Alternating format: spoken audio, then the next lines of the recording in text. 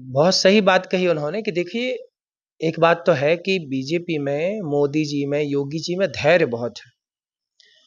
इन नेताओं से हम सबको ना धैर्य बहुत सीखना चाहिए। ये कानून पे विश्वास करते हैं और कानून के तहत रह करके सारा कार्य करते हैं। 48 वर्षों की शैक्षणिक उत्कृष्टता के साथ 23 से भी ज्यादा प्रमुख बीटेक प्रोग्राम्स और 600 से अधिक अंतर्राष्ट्रीय छात्रों के साथ विज्ञान डीम्ड टू बी यूनिवर्सिटी देश की बेहतरीन यूनिवर्सिटी में से एक है। कोई उंगली नहीं उठा सकता कि इन्होंने ये कार्य गलत कर दिया। तो ये बहुत अच्छी बात है, हम सबको सीखना चाहिए धैर्य और कानून के दायरे में रह करके वो देखो पावर में है कुछ भी करें, पर वो कानून के दायरे में रह के सब कार्य करते हैं। तो उस कानून का, उस संविधान का सबको सम्मान करना चाहिए। उस कानून का जो भी निर्णय हो, वो सबको मान्य होना चाहिए। यही सबकी मंशा है। देर आए दुरुस्त आए, आ गया ये बहुत अच्छी बात है ना? जनसंख्या नियंत्रण कानून भी होना चाहिए अब। इसके बाद अब जनसंख्या नियंत्रण कानून भी हो ताकि बेवजह की जनसंख्या जो बढ़ती चली जा रही है और सनातन जनसंख्या, बढ़ती जनसंख्या से सनातन को कहीं न कहीं कष्ट है कि जिसकी लाठी उसकी भैंस वाली बात ना हो।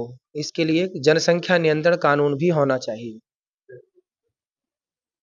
महाराज जी, आप लोग खुद कहते हैं कि बच्चे 2 से ज़्यादा होने चाहिए। होने तो चाहिए, परंतु सनातनी कहाँ पैदा कर रहे हैं? हम तो कह रहे हैं 10 पैदा करो सनातनी, लेकिन सनातनी इस बात को ना मान के अन्य मज़हब पंथ के लोग मान रहे हैं और वो अपनी जनसंख्या बढ़ाए जा रहे हैं।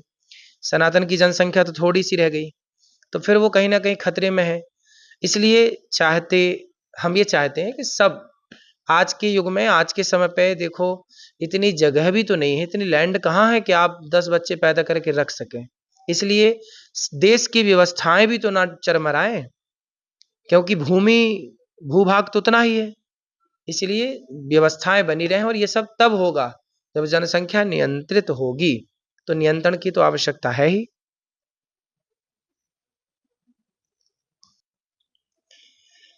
ये तो सभी के लिए अच्छी सूचना है कि वक्फ बोर्ड बिल पास हो गया और गरीब मुसलमानों को उनका अधिकार प्राप्त होगा, उन्हें न्याय मिलेगा, उनके अधिकार उनको प्राप्त होंगे। तो ये तो खुशी की बात है कि आज गरीब मुसलमानों का हक गरीब मुसलमानों को मिलेगा। कुछ लोगों के पास ही सत्ता का पावर था, उस वक्फ बोर्ड की सत्ता, उस वक्फ बोर्ड का जो पावर था वो उनके पास था। अब वो संपत्ति गरीबों में भी बटेगी और गरीब भी उसका लाभ ले पाएँगे। ये बहुत अच्छी बात है और केंद्र सरकार धन्यवाद के पात्र है कि उन्होंने इतना बड़ा जन सेवा के लिए, सबके लिए इन्होंने ये कार्य किया है जिससे आम जनता, आम जनमानस को उसका लाभ प्राप्त हो। महाराज जी, कांग्रेस कह रही है कि वो इस बिल के विरोध में अदालत जाएंगे। वहीं मौलानाओं की प्रतिक्रिया है कि 1947 जैसा हाल होगा, सड़कों पर मुसलमान दिखेगा। देखिए, कहावत है ना कि कौवा के कोसे से ढोर नहीं मरता।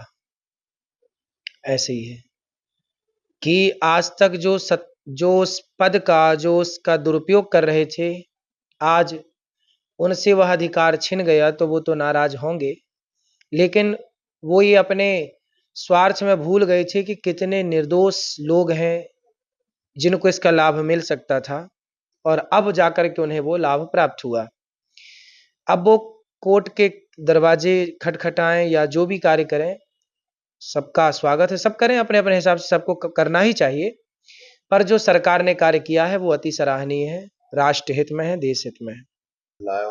राम को भी न्याय देर से मिला पर मिला। ऐसे भगवान श्री कृष्ण को, कृष्ण जन्मभूमि को भी न्याय देर से मिल रहा है, पर संभावनाएं हैं, उम्मीद है कि न्याय जरूर मिलेगा और वहां भगवान श्री कृष्ण का दिव्य मंदिर जैसा था वैसा मंदिर बनेगा और वह भूमि भी विवाद से मुक्त होकर के निर्विवाद होगी। इसी तरह जैसे राम जन्मभूमि निर्विवाद हुई, ऐसे कृष्ण जन्मभूमि भी निर्विवाद होगी। टाइम लग रहा है, बात ठीक है, पर हर सनातनी की उम्मीद है, भगवान से प्रार्थना है, करने कराने वाले तो भगवान ही है, परंतु फिर भी हम सबका प्रयास है और भगवान से प्रार्थना है कि जल्दी हमारे कृष्ण लला भी बैठें और दिव्य मंदिर हो, दिव्य झांकी हो। महाराज नहीं, कुछ नहीं होगा। क्योंकि मुसलमान समाज में भी बहुत सारा समाज था जो चाहता था कि इसमें संशोधन होना चाहिए, क्योंकि जो लोग वहाँ पे अधिकारी बने बैठे हैं वो बहुत विचित्र तरह का व्यवहार कर रहे थे। तो इसीलिए बहुत सारा मुस्लिम समाज में भी इसकी प्रसन्नता है जो देखने को मिलती है।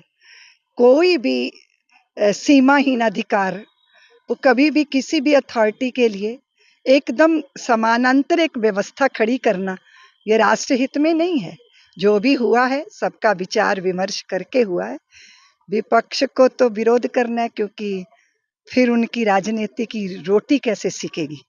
लेकिन मैं ये निवेदन करना चाहती हूँ कि दलगत बातों से ऊपर उठकर राष्ट्रहित का भी चिंतन होना बहुत जरूरी है। तो ये जो बिल आया है और पास भी हुआ है उसके लिए सबको बड़ी प्रसन्नता है। होती रही है निश्चित देखिए, ऐसा ही इस देश के अंदर जनसंख्या का भी कानून आना चाहिए, क्योंकि आप जितने मर्जी साधन खड़े कर लो वो कम ही पड़ते चले जाएंगे। इसीलिए इस देश के अंदर उस विषय पर भी बड़ा चिंतन चल रहा है। चिंतन होकर विचार होकर, जैसे हर विषय पे पहले सबसे विचार किया जाता है, उसी तरह इस कार्य को भी करना देश हित में बहुत जरूरी है। इसलिए मैं ये सोच रही हूँ कि राष्ट्रहित का कार्य, जब हम चीजों को हिंदू मुसलमान के दृष्टि से देखते हैं तब चीजें बहुत संकुचित दायरे से या उस दृष्टिकोण से देखा जाता है। राष्ट्र के लिए भी तो राष्ट्र के लोगों को विचार करना होगा ना, मेरे राष्ट्र का हित, मेरे देश का हित और हम सब का हित। देखिए, मातृभूमि राष्ट्र का हित यानी कोई जमीन जायदाद का हित नहीं होता, वो देश में रहने वाले नागरिकों का हित होता है।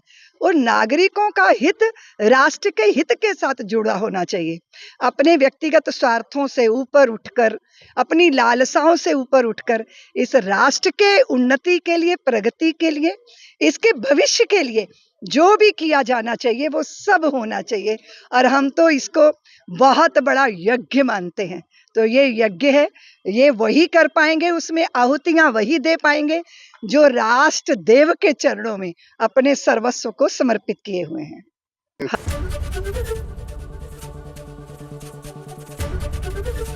एबीपी गंगा, खबर आपकी, जुबान आपकी।